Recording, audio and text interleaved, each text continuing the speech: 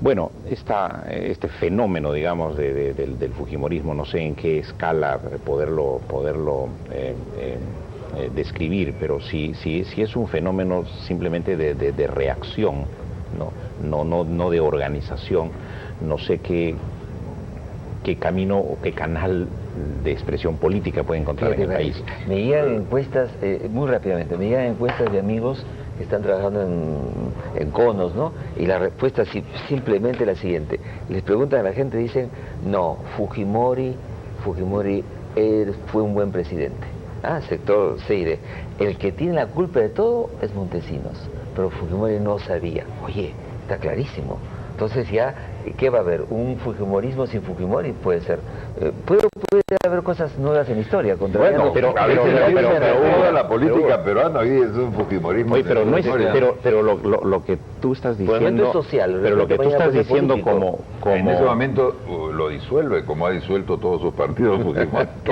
Naturalmente. Esta percepción que tú recoges, ¿no es más bien un mensaje del país no democrático que tenemos y que le viene bien un gobierno o un sistema autocrático pero ni siquiera por la solución de sus problemas, porque no entra a cortar la tela en el gobierno? Ni antidemocrático, ni autoritario, es decir, juega a cualquier cosa, es una gran ambivalencia. Esa es mi hipótesis, de que al pueblo peruano le gustan las dos cosas, dictadura y democracia. Acabo de despachar una nota para Nexos en México explicando esta situación, y entonces hice el cálculo.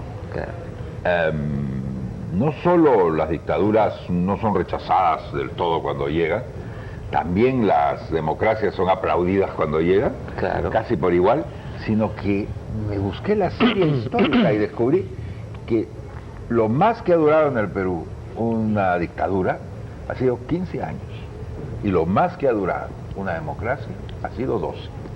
Entonces están tas con tas. Y el público se voltea de repente no le gusta, pues, tú dices que le gustan las dos cosas. Yo diría, de repente no le gusta ninguna de las dos cosas, simplemente una especie de socialismo de verdad. Un paternalismo gubernamental, un paternalismo estatal y un paternalismo político. Y eficaz, y que la clase política se ocupe de esas cosas. Pero lo que decía ese poeta chileno, decía, la izquierda y la derecha unidas jamás serán vencidas. Entonces, si vas a un cono y juntas los dos elementos, pues camina. Y eso está ahí. Y puede pasar, como te digo, en términos de representatividad, sorpresas y novedades que de repente no nos gusten, ¿no? Pero sí hemos hablado al comienzo acá, que hay muy poca gente dentro de las decisiones y el sistema formal, y hay mucha gente fuera. Yo no creo que a la gente en el cono, esto que tú mencionas, Hugo, del nivel C, creo que la autocracia o la democracia son cosas que no pasan por sus vidas cotidianas, y que su vida va a seguir igual si es que Fujimori cierra el Congreso, si es que Toledo hace acá, lo que sea. Su vida camina lo mismo, no los afecta, no les cambia la vida. Y por tanto lo que es gente es reclamando lo que creo que hacemos mal en ponerle la etiqueta Fujimori. Yo diría, lo que la gente dice es, oye, quisiera un poco más de orden en el país y quisiera un poco más de crecimiento económico.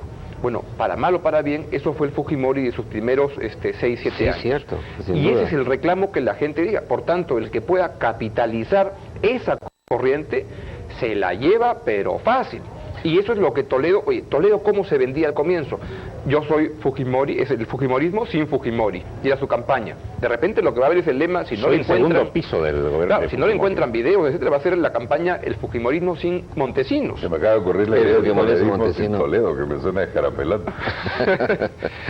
Bueno. Y es gente buscando eso, mínimo de orden, pero ¿tú crees que la gente le cambia la vida, siente que le cambia la vida porque haya autocracia, democracia, no, son vidas paralelas? Bueno, pero entonces, ¿de dónde sacan la convicción para ir a votar o a marchar o a protestar en un sentido o el otro? Porque es parte del paternalismo que están buscando siempre. Habría que examinar quién componía las multitudes que se opusieron a Fujimori, ¿no? Yo no creo que eran más clases medias, clases populares, y bueno, los conos. Yo tengo la impresión que ahí están creciendo económicamente y un día van a tener una representatividad propia, no va a aparecer un Toledo, sino 100 Toledos. ¿No? Y hay ricos en los conos, y hay burguesía. Claro. Pero además, los que marchaban también, es que en el momento de la marcha, no se olviden, ya la crisis económica estaba instalada. Y era gente no solo pidiendo cambio de sistema político, sino es, el chino ya no nos sirve para comer mejor como sí lo hacía antes. Y eso ayuda a que se lo tumban. Vuelvo a mi hipótesis. Sí, pero si el primer video Curi Montesino salía con la economía creciendo al 7, 8%, en vez de 30 le hubieran dado $200,000. Ese era un tema que en 2 semanas estabas en otros temas. Y eso pasaba piola. Ahora, y yo quisiera preguntarle a Hugo si es mala uva mía o casualidad, o si él es consciente de que él está juntando un revival fujimorista reciclado con un revival senderista reciclado. ¿Es que vienen de la mano? ¿Es que están históricamente amarrados como hacen los brujos? ¿Se podría dar el uno sin el otro? Porque, te pongo la segunda parte de mi pregunta, la huelga del SUTEP, una de las cosas que ha hecho es sacar al senderismo del closet político. Absolutamente. Los dos están. Tenemos la huelga, ¿no? Están ahí de una u otra manera, y tenemos a Keiko, y entonces están ocupando espacios políticos que los partidos han dejado esperando en 2006. Y él, como tú sabes, la naturaleza aborrece el vacío y la política también. Ahora, Sendero Luminoso... Y ese es un sendero arrepentido, es la palabra Sendero que Luminoso, se usa, ¿no? O más yo no prudente, creo que Sendero Luminoso esté queriendo volver a la estrategia dentro de la cual fue derrotado, o sea, la estrategia de la violencia. Creo que Sendero Luminoso está tratando de buscar un espacio político, ¿no? Mientras sus líderes están tratando de negociar sus procesos judiciales. Entonces yo tampoco veo a Sendero Luminoso conectado con los líderes que están en la cárcel. No, que son líderes de la cárcel, que se han desacreditado negociando sus procesos judiciales con el poder. En las últimas asambleas grandes, sobre todo la asamblea del SUTEP de Huancayo, fue notorio y muy impresionante para la gente que estuvo ahí y me contó, ver a los 120 dirigentes del SUTEP arrepentido, creo que es como lo llaman, comportarse como cuadros de un partido marxista-leninista, pensamiento Mao Zedong, clavados, siguiendo la consigna, cantando las canciones, en el sentido de que si alguien explica que ese sendero es un sendero que no mata, puede ser, pero hace todo lo demás. Ahora, este sendero en reorganización o en reestructuración está tomando sus previsiones también frente a lo que van a ser las conclusiones conocidas en julio, probablemente, de la Comisión de la Verdad. Yo creo que la Comisión de la Verdad trae consigo una serie de responsabilidades criminales para Sendero Luminoso de grueso calibre, ¿no? Entonces cualquier reorganización de Sendero Luminoso ahora tiene que marcar un deslinde de lo que fue su pasado violento. Si es en la línea de lo que dice Hugo. Entonces diría que les queda el Mao y su doctrina, y les quedan los himnos y les quedan las marchas. Han sido siempre muy racionales, ¿no? Entonces, y muy eficaces. Entonces, yo me pongo por un momento por empatía en la piel de uno de ellos. ¿Qué haría? Pues a los que están acusados se fastidiaron. Nosotros seguimos con la lucha de clases, no necesariamente con armas y violenta, por un buen rato, pues ya está, sin ningún problema. Una pausa y continuamos. Bueno, seguimos con el tema del rebote de Sendero. No sé si Sendero ya no representa una amenaza de acción subversiva y más bien representa una amenaza de competencia política. Bueno, ¿qué es lo que van a hacer los partidos políticos, aparte de lo que haga el Ministerio de Defensa e Interior frente a las otras amenazas? Pero hasta ahora Sendero no ha mostrado mucho interés en la política. No nos olvidemos que esta salida del closet es sindical, sí, y se produce por una denuncia de los hermanos de clase de Patria Roja. Pero nada más que eso, o sea, todavía falta algo, tiene que suceder para poder decir Sendero ha tomado un camino político. Pero ellos no han hecho un deslinde, no tienen un liderazgo, o sencillamente están detrás, con esa acción política, detrás de lo que es la acción subversiva todavía, ¿no? Puede ser. Pero no son corrientes, vuelvo a lo que Hugo decía, que me gustaba como frase, pero la cambiaría un poquito, pero como que hay un senderismo que no mate, un fujimorismo que no robe. Y son como tendencias, y curiosamente son dos sectores que durante los años 80 y 90 hicieron gran negocio político en el sentido bueno en el Perú. ¿Quiénes avanzaron? Todos aquellos que se fueron contra el Estado. ¿Quién se fue? Sendero en su estilo, quería volar el Estado, y Fujimori en su estilo también quería volar ese Estado. Y fueron los movimientos políticos de diferente tipo con más éxito en ese periodo.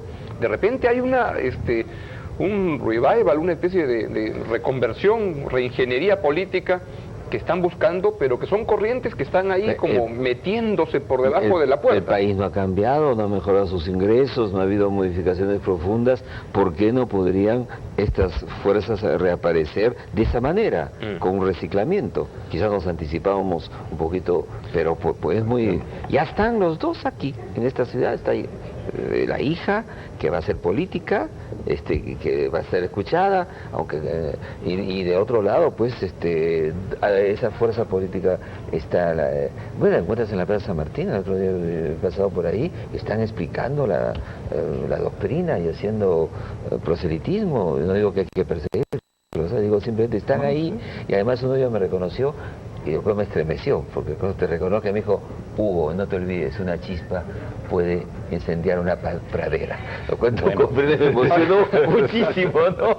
Sobre todo, y a mi mujer, que estábamos yendo modestamente al cine, fue muy impresionante. El problema es ahora, si es posible un fujimorismo que no robe y un senderismo que no mate. Es decir, de repente son cosas muy intrínsecas metidas en eso, ¿no? y que de repente no es posible. Es decir, el fujimorismo roba y el senderismo mata. Ahora, se da un PRI que dejó en la el poder, vinculación, ¿no? En México. Augusto, en la vinculación de Sendero al crimen, no está precisamente también parte de la esencia de su fracaso. O sea, como doctrina y como acción política, Sendero sintió que no era seguido por la sociedad. Claro. Entonces el crimen se volvió un chantaje, un mecanismo de captura y de presión sobre la gente, ¿no?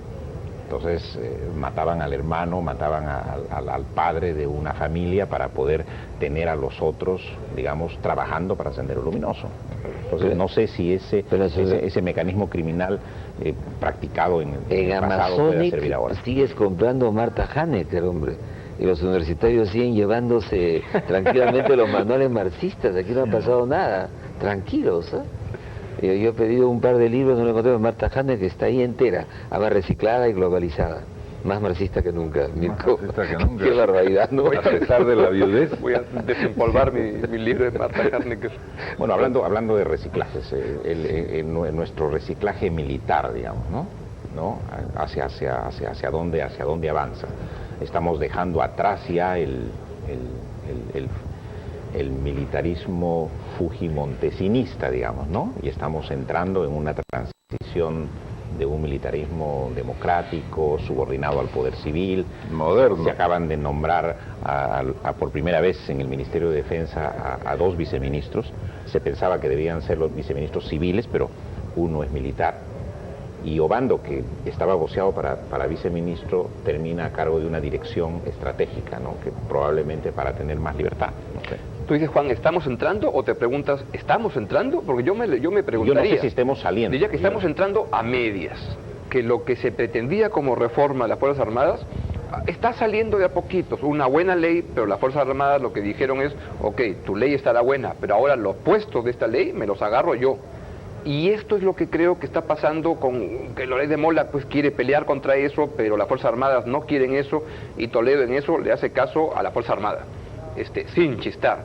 Y eso explica que coloca al almirante Panizo, que por lo que he leído es una persona impecable, pero me da una pésima señal volver a poner a alguien castrense al mando del Servicio de Inteligencia, cuando eran cargos que se pensó, y que Toledo dijo en su discurso inicial: esto es para civiles, porque se requieren símbolos en esto, y por tanto los 2 viceministros, uno militar, uno civil. Entonces es una reforma como a media caña, ¿no? Bueno, y a medio presupuesto, ¿no? Ahora, sí. El problema también yo te digo, cuán difícil le ha resultado a Toledo, o cuán fácil le resultó a Toledo poner a Almeida en el Consejo Nacional de Inteligencia, si le fue difícil conseguir una alternativa civil. Pero yo creo que no es que no haya civiles para hacerse cargo del Consejo Nacional de Inteligencia.